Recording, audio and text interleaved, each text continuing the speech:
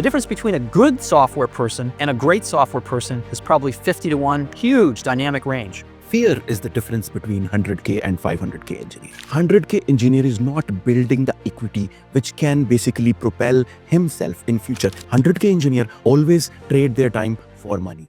Fear is the difference between 100K and 500K engineer. Before I dive deep, I want to set this up. I'll be talking about what's the difference between 100K and 500K engineer. Jim Carrey, one of my favorite person, he said one thing which stuck to my heart. He said, once upon a time, he was a guy who was experiencing the world. Now, world is experiencing him. I feel that's the fundamental difference between a 100K and 500K engineer. 100K engineer is experiencing the world, while world is experiencing 500K engineer. What does that mean? Let me help you understand by 5 stark differences between the mindset and execution of these two entities. My name is Amit Arora, and I'm a security architect who have helped many enterprises secure their cloud and AI infrastructures and run on scale. So let's start. Number 1, fear. 100K engineer operates out of fear. Fear of losing the job, fear of not pleasing his manager, fear of making a decision. While 500K engineer is not operating out of fear. He's operating out of freedom. He's not worried and afraid of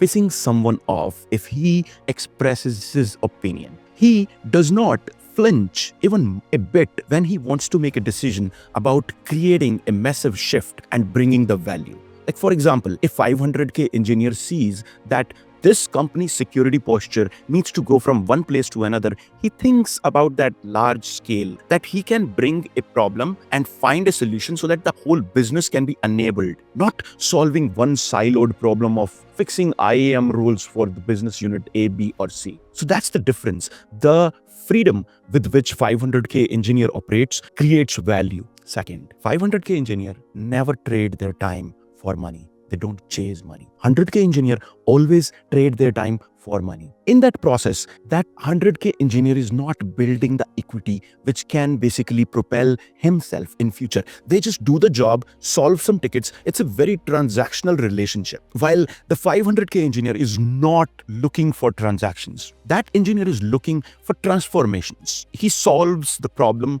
for many consumers, many engineers, and then create a system which will become a problem solver. For example, the 500K engineer will create automation, create tools across the enterprise. He's not fixed on DevOps or cloud. He is looking across technology, and he's using technology as a tool to bring value to the business. It's a value-driven transaction. While 100K engineer is focused primarily on creating a transaction. Oh, tonight you have to make a change. That night he spends on fixing that issue has no value. So that's a mindset difference between these two entities. Number 4, 500K engineer diversifies. He's not only dependent on a job. Job for him is a way to execute himself and learn. But he's expanding. If you see his lifestyle, he's focusing on mentorship. He's focusing on many other things apart from just doing a job. And by doing that, by remaining in the ecosystem of growth, he actually is not insecure about a job or chasing a job. While 100K engineer is stuck into a survival mode, and in that survival mode, he's not finding any time to upskill, grow, or look outside of his own team and gain a bigger perspective. So the problem happens